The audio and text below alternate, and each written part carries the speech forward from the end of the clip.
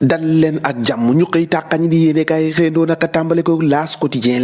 dikkaat na ci dugal yi nga xamante ni Macky Sall jël na ko ngir rek fexe bu wàññi dundu gi sénégalais yi naka la ñuy sàkku rek mu di ab application boo xamante ni dëgër këkk nag ndax mënuñoo jël ay mesures yoo xamante ni ci ay wax dong laay yem ndax booba ak léegi nag mesure bi ñu fi mën a jël rek ay wax laay yem fi nag la ñu bëgg ci ay mesures naka ya ñuy jël naka ci dundu gu cher gi naka moo di rek ñu fexe bu wàññi dundu gi loole nag la yéene kaay bi xëy fësalee nee na mesures yooyu naka nañ ko daal dee jël naka yéene kaay bi di Sud Quotidien dikkaat ci loolu ak i expert politique yoo xamante ni si dikkaat nañ ci xool lekk nees war a def rek ba ñu wàññi njëgu dundu gu cher gi ñoo nga nag ci diggante orientation ak rejet am na ñoo xamante ni ñoo ngay jéem a joyanti ngir rek la nga xamante ni moom la Macky Sall bëgg mën a am ña ca des moom ñoo ngay rejeté li nga xamante ni moom la Macky def ubbil yéenekaay bi Mamadou Lamine Diallo moo si njëkkee moo di président bu Mateki la mu xamle rek moo di Macky Sall moomee munta wàññi njëgu dundu gi naka à sa plus simple expression comme na mu ko doon waxee Thierno Thioune te économiste naka dik maître conférencier titulaire la mu xamle rek moo di ñoo ngi sàkku ci autorité yi ñu fexe rek bu attaqué cause yi nga xamante ni moo ñeel structurel yi su ko defee naka loolee mën a antu Moustapha Tall di importateur de riz la mu xamle rek moo di état dafa war a gaawantu rek réguler filière riz su ko defee naka jafe-jafe yoonu mun see doon léeboon ak lupeen li doon a gut léeboon ak lupeen kay bés bi yéene kaay ci la dikkaat risque d'arrêt cardiaque nag les sénégalais ont mal au cœur naka sénégalais daanaka méttitu xol am nañ ko de ndaxte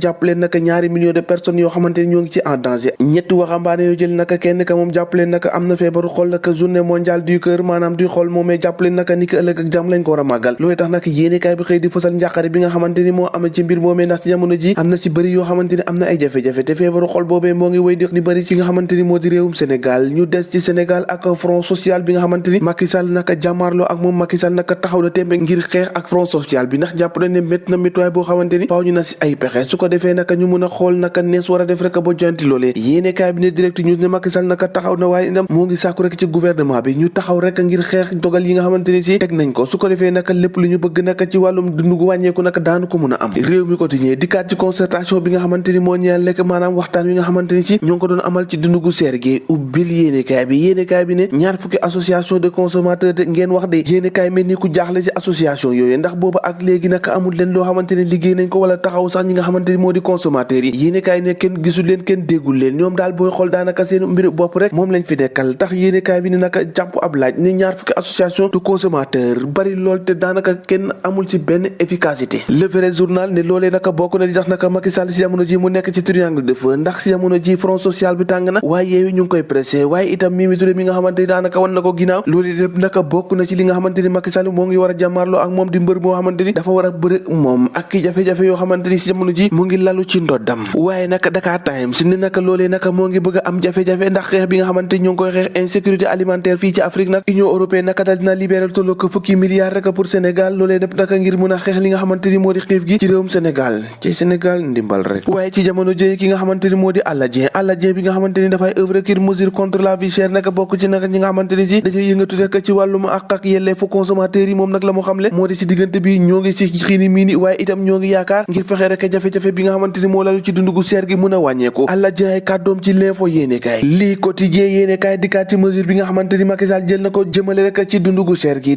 2023 la grande équation la ko tuddee ndax Amadou Ba naka mooy président mooy vice président li nga xamante ni moo di CNP nee na il y a au Sénégal ab installation boo xamante ni si dañu ko def ci wàllu maintenance incertitude maanaam xiini miini boo xamante ni moo ngi lalu de yéenekaay bi xëy na koo fësal tribune yéenekaay bàyyi politique wax ci leneen te moo di accident yu bëri naka jamono ji naka ni ki démb lu tolloo ko fukki doomi aadama ak juróom-benn yoo xamante ni ñàkk nañ seen bakkan ci diggante Bandia ak Koussanar ubbil yéenekaay nee na ñaari accident yoo xamante ni benn bi moo nga ca amee ca Mbuur beneen bi ca Tambacounda boo ko boole nag lu tolloo ko fukk ak juróom-benn yoo xamante ni ñàkk nañ seenu bakkan juróom-ñeenti naka am ci ay gaañu-gaañu foofee ca Sañ ci Malem juróom-ñaar yoo xamante ni ñoo ngi ñàkk seen bakkan foofee ca Bandia ca Mbuur ca yàlla fu ñu jëm ak accident yi fukki doomi aadama ak juróom-benn ñàkk seenu bakkan ci benn waxtu ci l'accident yi ci yàlla ñoo ko déggandoo jaa ngeen jëf bu ëllëg